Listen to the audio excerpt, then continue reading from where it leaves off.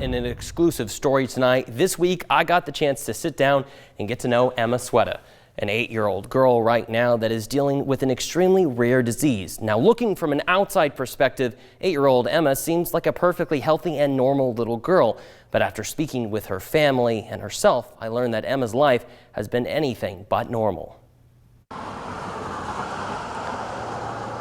If you've ever traveled through the small community of Greenville, you may have passed this little green house where inside 8-year-old Emma Suetta's family is hard at work.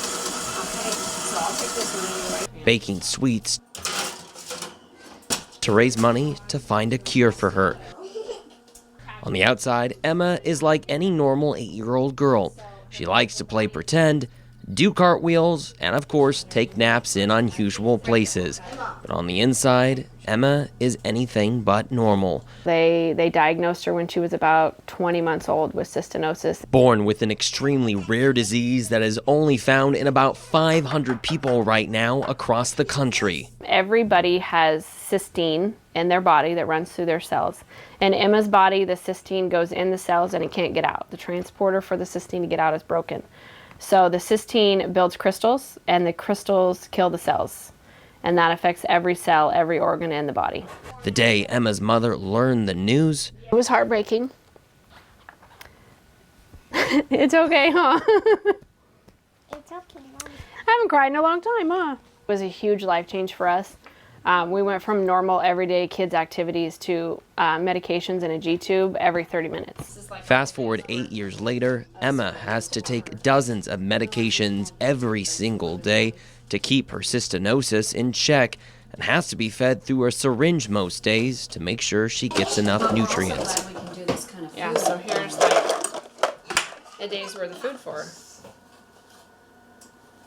So everything's blended up like a smoothie, and like there's one of her breakfast blends, and goes through that G-tube. But about 6 years ago, Emma's big sister decided she wanted to make a difference in her little sister's life. She wanted to hold a lemonade stand to raise money for her sister's disease. It was a super small lemonade stand during our valley-wide yard sale weekend.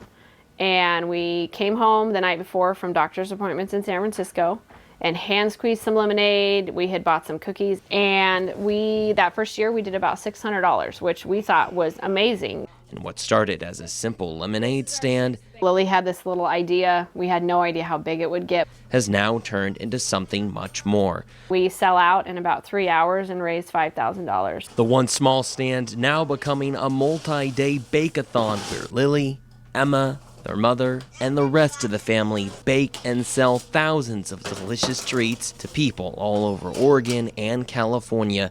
2 years ago, we had a lady come from Coos Bay, Oregon. She's a relative of ours, but she drove down and back just to go to the bake sale. We have friends that come out of Redding and Medford and Wairika. So that Emma and others like her can finally have a normal life. Yeah, my life feels like a normal life. I'm so glad. That's what we want, huh?